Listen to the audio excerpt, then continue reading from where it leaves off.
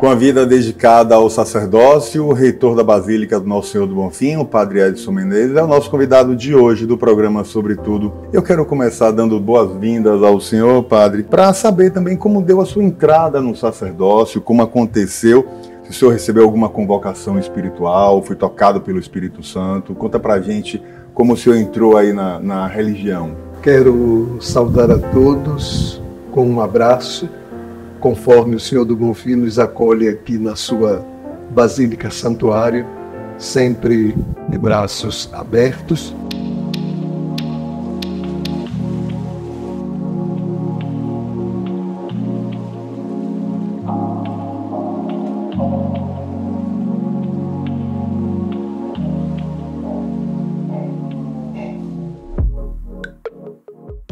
Como o senhor se descobriu com o dom do sacerdócio? Como foi que aconteceu? Para nós cristãos, Deus nos escolhe desde o ventre de nossa mãe. Antes do nosso nascimento, Ele já escolhe um nome, Ele já deseja e Ele nos permite de viver uma vocação. Então, desde muito cedo, eu sempre tive um espírito de liderança muito aguçado, mas o religioso me tocava muito. Como na minha região, a região de Salinas da Margarida, aqui bem perto de Salvador, depois da ilha de Itaparica, havia muito candomblé, e eu também participei do candomblé, juntamente com minhas tias, de modo que também de todo aquele ritual, mas ao mesmo tempo minhas tias iam para a igreja, aquela coisa da dupla pertença, que é uma realidade aqui na Bahia, aqui em Salvador, sei lá, no Nordeste brasileiro. Quais as bases que o senhor considera hoje que norteiam a fé católica, padre Edson? A base da nossa fé católica é o cristianismo. Eu gosto sempre de dizer que nós também somos cristãos. A base da nossa fé é o Evangelho de nosso Senhor Jesus Cristo. Depois, a tradição apostólica. A Igreja Católica vem dos apóstolos e nós continuamos uma tradição que começou com Pedro. Jesus diz a Pedro: Pedro, tu és pedra, e sobre esta pedra edificarei a minha igreja. E para nós, Pedro foi o primeiro Papa, aí tudo começa, e a Igreja Católica vem superando todos os desafios, todos os intempéries de cada época, e ela vai sendo conduzida pelo Espírito Santo de Deus, esse barco de Pedro, e nós vamos constatando aquilo que o próprio Jesus disse: as portas do inferno nunca prevalecerão sobre ela, isto é, sobre a igreja. E o Espírito Santo conduz a igreja, de modo que, como é natural, a igreja também é humana. Quando temos alguma crise, quando enfrentamos alguma tempestade, surge um Francisco de Assis, surge um Inácio de Loyola, uma Catarina de Sena, uma Santa Teresinha do Menino Jesus, um João Paulo II, um Papa Francisco. Não é? Aí as coisas ressurgem, como que retomam, e a igreja vai navegando no mar da vida, anunciando o Evangelho de nosso Senhor Jesus Cristo. Antes de falar sobre o Papa Francisco, o Brasil é um país de maioria católica, mas que ano após ano tem perdido fiéis para outras religiões, principalmente evangélicas e neopentecostais. E 44% desses evangélicos, segundo o Instituto Datafolha, diz que são ex-católicos. A que o senhor acredita essa mudança já que a expectativa, mantendo essa projeção, é que 2030 tenha mais evangélicos do que católicos no Brasil. São muitos os desafios, por vários motivos, dentro da nossa Igreja Católica, sobretudo nos últimos anos, uma divisão ideológica, digamos assim, de grupos tidos como tradicionalistas, outros progressistas, outros moderados.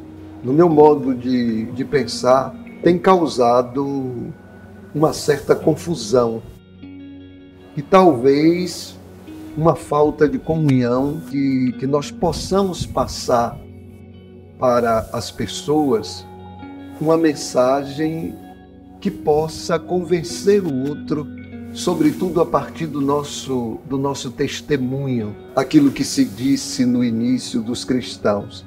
Vejam como eles se amam. Infelizmente, nós vivemos um pouco divididos, uma certa competição interna, ideológica, acusações, uma falta de vivência do amor fraterno e da comunhão. A gente percebe que existem visões diferentes sobre a Bíblia, cada religião, ou existem muitas interpretações que têm um cunho muito pessoal do ser humano, e a autoridade religiosa acaba divergindo muito entre as religiões, que é feita pelo homem. Não existe uma melhor nem uma pior. Existe a que agrada ou conecta a Deus de formas diferentes. Como o senhor vê essa questão hoje, padre? O Evangelho, a palavra de Deus, tem uma verdade, com base na teologia, com base na tradição, mas cada pessoa, sendo tocada pela palavra, ela pode fazer uma experiência diferente ou pode também fazer uma interpretação a partir de suas convicções. No nosso caso, nós seguimos a interpretação do magistério da Igreja, mas ao mesmo tempo nós respeitamos que cada um entende, compreende a leitura que cada um faz. Eu acho que nós precisamos respeitar e reconhecer que o outro tem esse direito. Eu tenho uma percepção muito clara de que a religião, como o nome mesmo diz, é um religar, é a forma de lhe ligar a Deus, lhe ligar ao sagrado. E cada religião tem uma forma, tem um ritual diferente. Na própria Igreja Católica, a gente tem a igreja mais tradicional, mas a gente tem também o crescimento da renovação carismática, que é uma forma mais renovada de se colocar perante o Espírito Santo e de aproximar mesmo os fiéis da igreja. Como o senhor enxerga esses movimentos dentro da própria Igreja Católica e essa capacidade de conexão com Deus e com o sagrado?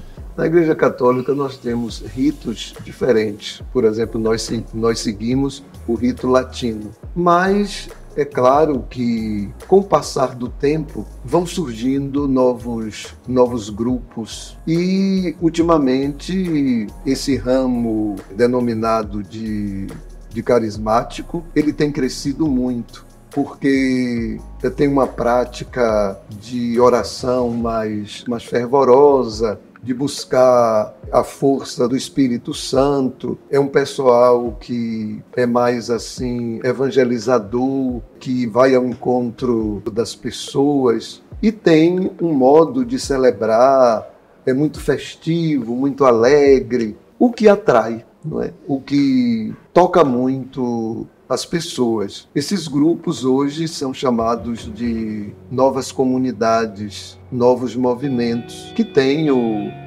a bênção da igreja. Agora, como tudo na igreja ou fora da igreja, às vezes tem exageros, tem radicalismo. O importante é que também dentro da igreja, cada um possa equilibradamente viver uma fé a partir de um carisma próprio, não é? E que aquele carisma possa fazer com que a pessoa se realize e ela possa seguir a Cristo com convicção e também servir aos irmãos. A gente percebe que o processo, os avanços tecnológicos, o processo de modernização tem avançado muito nos últimos anos para cá, sobretudo nos últimos anos para cá. Como a Igreja Católica tem usado a tecnologia, as mídias sociais, as ferramentas digitais para alcançar os fiéis e manter viva a chama do católico dentro da Igreja Católica.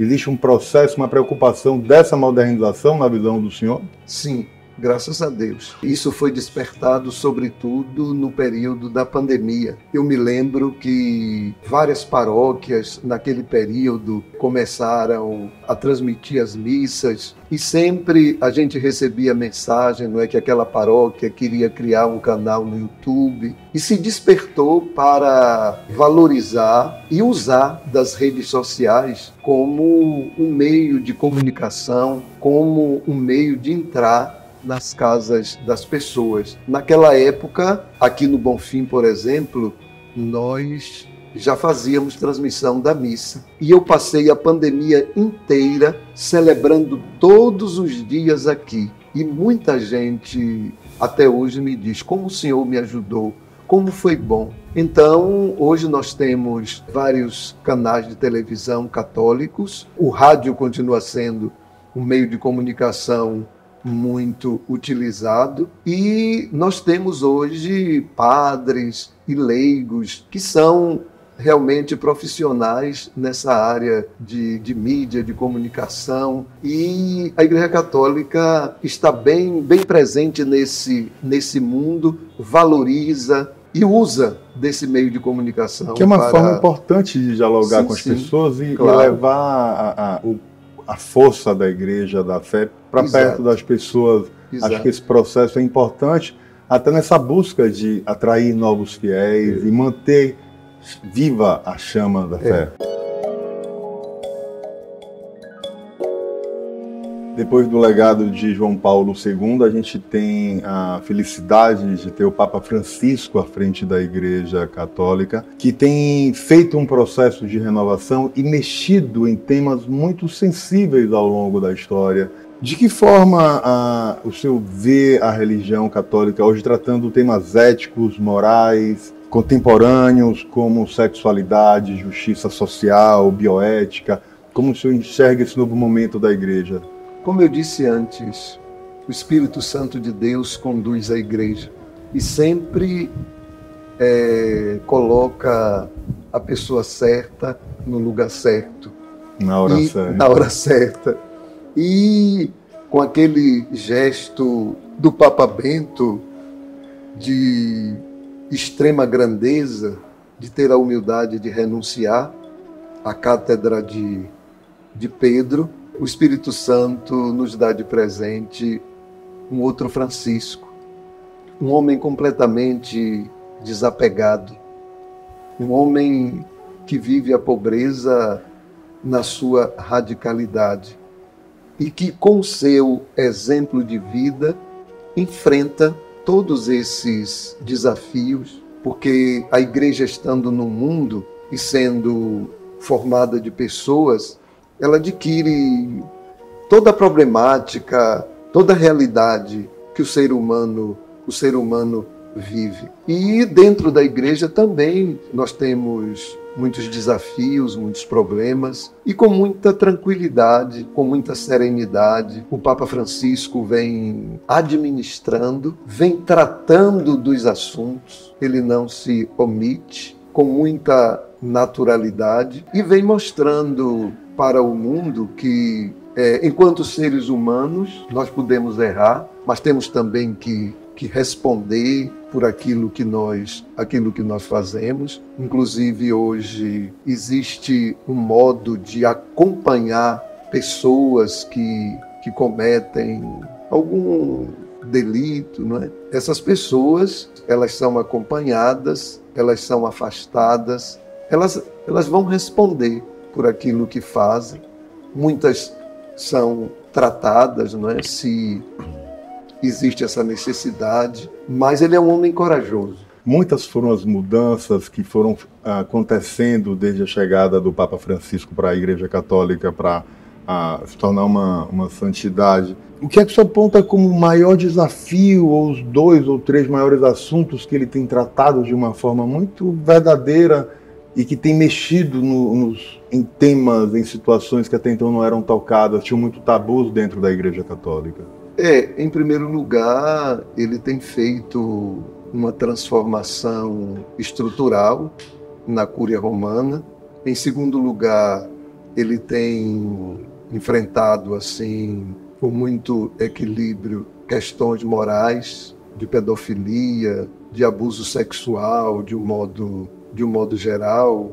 Ele não tem escondido, ou seja, ele tira debaixo do tapete aquilo que precisa ser tirado, e com o exemplo da sua vida, ele procura sempre orientar, sempre mostrar para o mundo que ele não está acobertando, mas ele está tentando dar uma resposta. Ele tem recebido pessoas, familiares, de jovens que sofreram abusos, e ele tem enfrentado com muita coragem. A outra coisa, a terceira, é que ele vem lutando para que realmente o Concílio Vaticano II se torne aquilo que o Concílio apresenta, oferece como proposta de mudança para a Igreja, realmente possa acontecer. Ultimamente, o Papa vem falando de uma Igreja sinodal, uma Igreja que deve escutar, uma Igreja que deve ouvir, uma Igreja que deve reconhecer que somos todos iguais. Acolher, diferente do movimento que aconteceu ao longo da história de afastar. Há uma diferença muito grande nesse processo, isso é percebido até mesmo por quem não vive a realidade da fé católica, não é, padre? Exatamente. Inclusive, ele usa muitas metáforas, E ele diz assim, que a igreja não é uma alfândega, e que se alguém chega na igreja, você não deve fazer perguntas a respeito da vida da pessoa, mas essa pessoa deve ser acolhida. Então, é o Papa do acolhimento, é o Papa da misericórdia. E que tem tratado de pedofilia, tem tratado de casamento entre pessoas do mesmo sexo, tem tratado do celibato de uma forma diferente do que a gente acompanhou até agora. E isso tem um valor muito grande nesse processo de renovação do próprio fiel e do próprio público que vive o catolicismo. Sim, e são respostas que nós precisamos dar à sociedade. Agora, sempre tendo como base a pessoa, qualquer pessoa, ela é filha de Deus, ela merece uma atenção, ela merece respeito porque ela tem uma dignidade. O tema da campanha da fraternidade desse ano é amizade social e o lema é Vós sois todos irmãos e irmãs. Quais são as reflexões que a campanha desse ano traz para a população de modo geral? Eu sempre costumo dizer que a campanha da fraternidade é um modo de também celebrar a Quaresma aqui no Brasil. O período da Quaresma, ele nos convida a fazer uma grande avaliação, um acurado exame de consciência, para que nós possamos reconhecer nossos pecados, nossas limitações, nossos erros, e possamos mudar. Quaresma é tempo de preparação para a Páscoa, é tempo de conversão. Mas não basta mudar a pessoa, é preciso mudar a sociedade. E a campanha da fraternidade nos convida a abrir a janela da nossa casa e olhar o que acontece lá fora. O Papa Francisco, ultimamente, abrindo a janela do Vaticano, ele tem falado muito sobre a guerra no Oriente Médio, a guerra na Ucrânia e em tantos outros países. Constatamos o crescimento da violência, não é? No mundo todo, no Brasil. Quantas mortes acontecem todos os dias? Aqui num bairro bem próximo, no Uruguai, um entregador de pizza foi morto. Foi morto. Aqui bem próximo. Abrindo a janela da nossa casa, vendo essa realidade de guerra, de violência, de divisão, a igreja faz esse apelo para que nós possamos despertar, a sociedade possa despertar, o mundo possa despertar para viver aquilo que ele, o Papa Francisco, chama de fraternidade social. O Brasil sempre é um Estado laico, mas de um tempo para cá a fé e a religião passaram a se misturar de uma forma muito mais intensa. Como o senhor observa esse momento que a gente vive hoje, como a Igreja Católica se coloca nesse contexto? Fé, política, religião, caminham juntas, não é?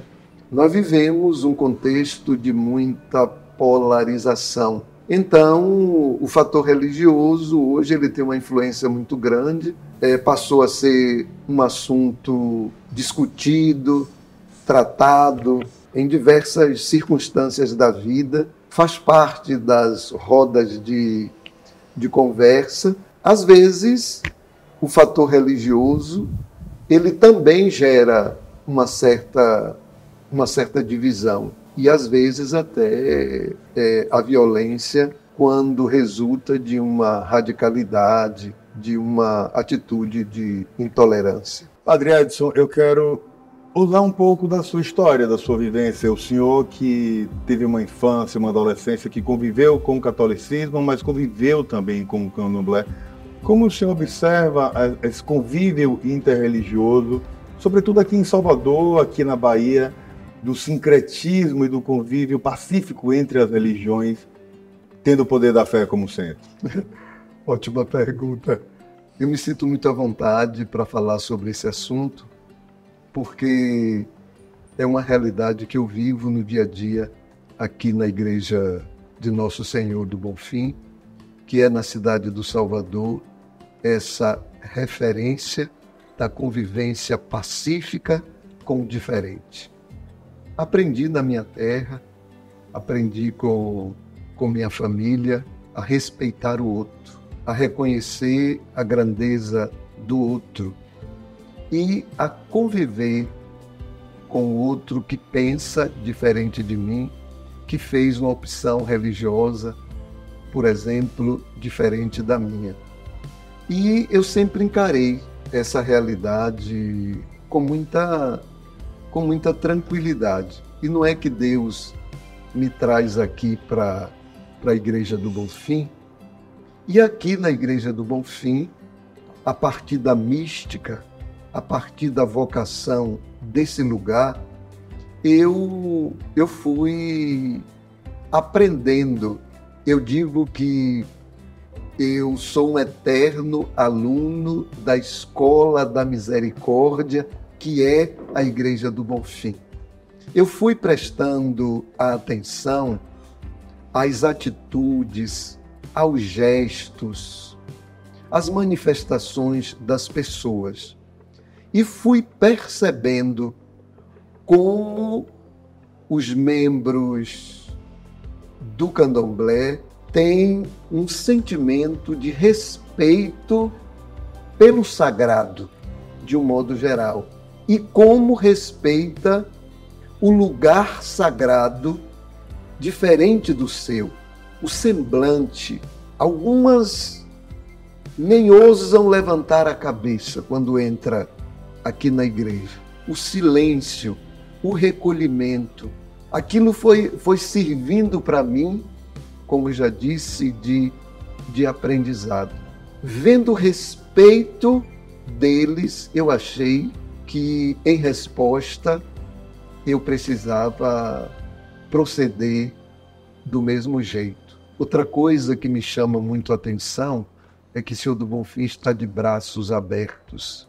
Eu sempre digo, ele não está assim, mas com seus braços abertos, ele diz assim, venham todos. Então, acho bastante significativa essa posição. Fui observando também presença de outras pessoas, de outras religiões, e vendo como naturalmente esse lugar se tornava um lugar de convivência natural, daquilo que a gente chama de diálogo interreligioso, de ecumenismo, E com o meu olhar de pastor, eu passei a ver algo assim muito bonito, muito positivo e encantador. Então eu abri o meu coração e, graças a Deus, eu não tenho preconceito, eu não tenho sentimento de superioridade, eu procuro não ser intolerante e procuro oferecer meus braços, emprestar meus braços ao Senhor do Bonfim para abraçar, para acolher, para amar. Nada impede. E é por isso que eu sempre uso uma frase que do louvor o tambor pode me chamar que eu vou. Ótimo. Porque eu vivo essa realidade. Ótimo. Eu vivo essa realidade porque o Deus que eu me conecto é um Deus único. Pode ser no banho de folha, pode ser na igreja católica, pode ser numa pregação espírita, pode ser em qualquer que seja a religião, pode ser na frente do mar. A relação que você tem com Deus é direta, a religião te faz a conexão. E não tem uma melhor ou uma pior. Tem a que me conecta, tem a que conecta ao Senhor, tem a que conecta a quem está nos assistindo. E ter esse entendimento, esse respeito, eu acho que é muito mais importante para a gente viver o mais importante da fé, que é o amor de Deus. Ou mesmo que o Deus seja diferente. O importante é que nós possamos amar, sempre amar. Amar e servir. Foi a grande lição que Santa Dulce dos Pobres nos deixou aqui em Salvador. O anjo bom da Bahia, o anjo bom do Brasil. Para finalizar, a gente está perto da Semana Santa, que é um momento importante. Que mensagem você gostaria de deixar, não só para os católicos, mas para a população de modo geral? Uma mensagem de paz, um convite para que, meditando sobre aquele gesto que Jesus fez na última ceia, de lavar os pés dos apóstolos, nós possamos aprender e pôr em prática, entendendo que nós somos servidores da messe do Senhor e possamos praticar o mandamento novo que Ele nos ensinou. Amai-vos uns aos outros como eu vos amei. Uma Semana Santa abençoada e uma Páscoa feliz. Padre Edson, quero agradecer demais a sua disponibilidade de falar com a gente do portal Muita Informação, que a sua mensagem toque, que chegue a todas as pessoas e que elas sintam a presença de Deus vivo, independente de qual seja a sua fé, independente de qual seja a sua religião. Obrigado. Nada. Tchau, obrigado.